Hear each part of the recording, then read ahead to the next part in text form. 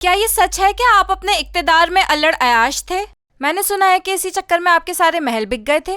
अगर हमारी अय्याशी का कोई सबूत है या कोई वीडियो क्लिप तो पेश किया जाए। वैसे मेरा जब से इंटरनेट कनेक्शन कटा है मैंने कोई क्लिप ही नहीं देखा।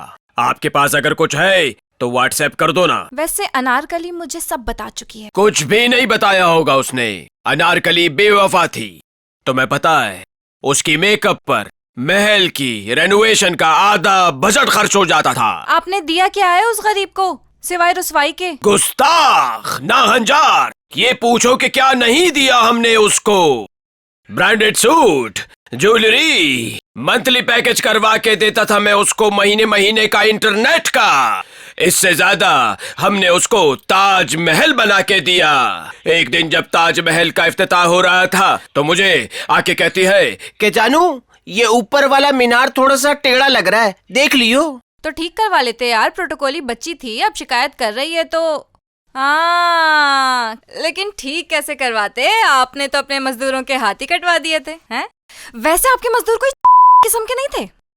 मतलब जब उन्हें पता है कि उनके हाथ कट रहे हैं तो वो लाइन में क्यों खड़े हैं? पीछे से वो कट क्यों नहीं गए? बेटा अभी तो आपके केस खुलेंगे। जितने में आपने ताजमहल बनवाया है ना उतने में मोटरवे और बीआरटी बन जाती। अच्छा खैर, बादशाह सलामत। जब 2 बीवियां थीं और साइड पे अनारकली भी थी तो फिर कनीजों की तादाद बढ़ाने की क्या जरूरत थी? नहीं, ये गलत है। कनीजें तो 2 ही थीं। मैं एक ही पेयर लेकर आया था प्रेस मार्केट से। ये तो खुद ब खुद बढ़ती चली गई। अक्सर तो मुझे भी इनके बीच में अपना आप गायनेकोलॉजिस्ट की तरह फील होता था। अनारकली के जाने के बाद आपका और सलीम का क्या हाल हुआ? हम सच कहते हैं, अनारकली को रक्षा भी हम ही ने मंगवा कर दिया था और सलीम ही वही चंची रक्षा चला रहा था। हमने सुना है सलीम और अनारकली सरजानी के किसी एक छोटे से मकान में रिहाइश पजीर है और सलीम अंडरगारमेंट्स का काम करता है। वो अभी तक अंडरगारमेंट्स का काम कर रहा है? अब तक तो उसकी फैक्ट्री हो जानी चाहिए थी। यही तो रोना है। गलती अनारकली में नहीं बल्कि सलीम में ही थी। हमारा भी बड़ा दिल करता था कि हम पोता पोती खिलाएं, लेकिन फैक्ट्री चलेगी तो पोता पोती आएंगे ना। वैसे बादशाह सलामत, आजकल क्या मसरूफियात हैं आपकी? महल्ले में मैं यूनियन का सदर बन गया हूँ। आते जाते लोगों को उंगलियां करता रहता हूँ। कहीं दरख्त लगाता हूँ तो कहीं से दरख्त उखाड़ता हूँ और जब जब कीड़ा काटता है तब तक मैं काम करता हूँ। मतलब तुम ऐसे ही बादशाह बने घूम रहे हो? ए गुस्ताख, आपसे तुम पर उतर आई हो तुम। जाहिर सी बात है, जब तुम बादशाह थे तब इज्जत करती थी। तख्त की वैल्यू होती है भाई। लेकिन अनारकली तो कहती थी न मुझे ताज चाहिए और न तख्त चाहिए। मेरा मुंह मत खुलवाओ। अनारकली तुम्हें इशारे देती थी। हाय, मुझे डिप्रेशन होने लग गया है। मैं परेशान हो गया हूँ।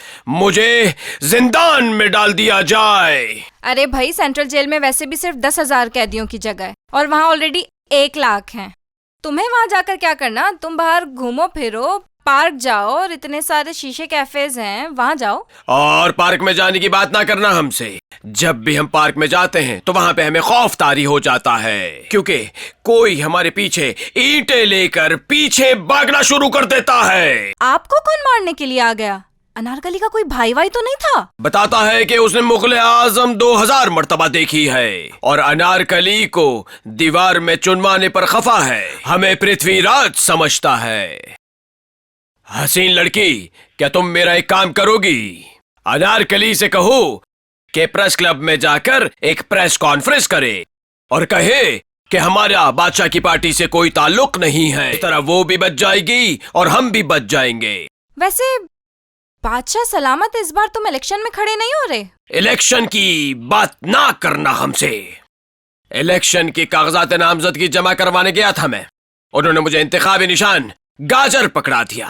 मैंने उसके ऊपर एतराज उठाया तो उन्होंने मुझे उसकी जगह मूली पकड़ा दी। मूली पर भी मैंने एतराज किया तो उन्होंने मुझे आखिरी इंतखाबी निशान बैंगन पकड़ा दिया। बैंगन! मैंने कहा लानत भेजो ऐसे इलेक्शन पर, हम नहीं लड़ेंगे इलेक्शन। मेंटल हॉस्पिटल का पागल! हद्दे अदब, गुस्ताख! ये कौन बीच में आ रहा है कागज लेकर? चुप करो। कल से पागल खाने से भागा हुआ है। चलो यहाँ से। अरे नहीं, मैं नहीं उठूंगा। कुर्सी से नहीं उठूंगा। अच्छा झूले झुलाओ, झूले झुलाओ, झूले झुलाओ। नाज़रीन, किसी को बताइएगा नहीं। खामोशी से सब्सक्राइब कर लीजिए और लाइक और शेयर करना मत भूलिएगा। बत्ती पॉडकास्ट।